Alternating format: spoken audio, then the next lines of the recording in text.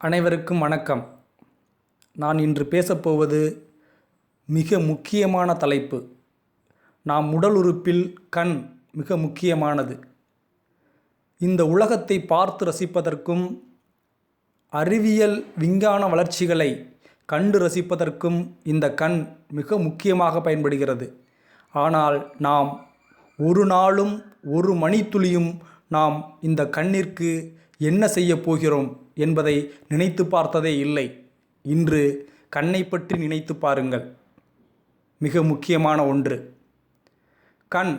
இன்று கண் மிக பழுதடைவதற்கான சாத்தியக்கூறுகள் அதிகமாக உலாவி வருகிறது. தினம்தோறும் கணிப்பொறி திரையின் முன் அமர்ந்து வேலை செய்பவர்களும் தொடுதிரை தொலைபேசியை பயன்படுத்துபவர்களுக்கும் அதிகமாக கண் பழுதுபட வாய்ப்பு இருக்கிறது.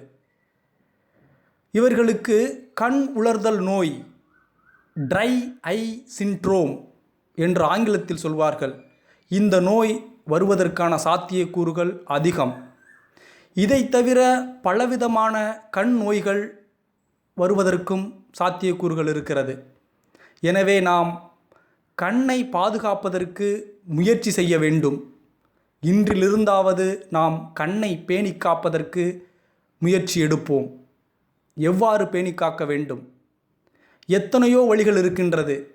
அதில் சில வழிகளை சொல்கிறேன்.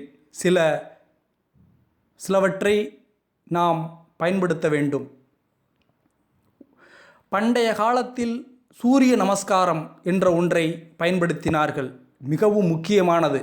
இன்று அது காலத்தால் அழிந்துவிட்டது. சூரிய நமஸ்காரம் சூரியன் உதிப்பதற்கு முன்பு செய்ய வேண்டிய ஒரு கலை இது. இந்த கலை 12 நிலைகளை கொண்டது. ஏக்கம், துவே, த்ரீனி, சத்வாரி, சட, சப்த, அஷ்ட, நவ, தச, ஏகாதச, துவாதச. இந்த 12 நிலைகளையும் ஒரு 5 நிமிடம் காலையில் நாம் எழுந்து சூரிய நமஸ்காரம் செய்தால் சூரியனில் உள்ள அனைத்து வைட்டமின்களையும் கண் பெற்றுக்கொண்டு கண் மிகவும் சக்தி வாய்ந்ததாக அமைந்து விடுகிறது.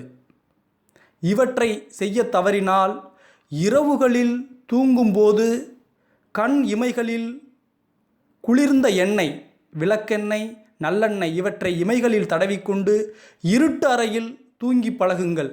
ஏனென்றால் இருள்தான் கண்களுக்கு சக்தியை அளிக்க வல்லது. மூன்றாவது, தினம்தோறும் கணிப்பொறி திரையை பார்ப்பவர்கள் மதியம் உணவு உண்ட பிறகு நேராக சென்று இருக்கையில் அமர்ந்து கணிப்பொறி திரையை பார்க்க வேண்டாம். உணவு உண்ட பிறகு நாற்காலியில் அமர்ந்து ஒரு 15 நிமிடங்கள் கண்ணை இறுக்கமாக மூடி உடம்பை தளர்வுபடுத்தி ஒரு ஓய்வை எடுக்க வேண்டும். இந்த 15 நிமிடத்தில் கண் அன்றைய நாள் முழுக்க இயங்கக்கூடிய சக்தியை பெற்றுவிடுகிறது. எனவே ஒவ்வொருவரும் மதியம் உணவு உண்ட பிறகு 15 நிமிடங்கள் கண்களை பாதுகாப்பதற்காக செலவு செய்யுங்கள். இன்னும் பல விஷயங்கள் வலைத்தளங்களில் கொட்டி கிடக்கிறது. கண்ணை பாதுகாப்பது பற்றியான செய்திகள். இவற்றை பார்த்து நாம் கண்ணை பாதுகாக்க வேண்டும் என்பதே எனது தாழ்மையான கருத்து. அன்புடன் உங்கள் தவம்.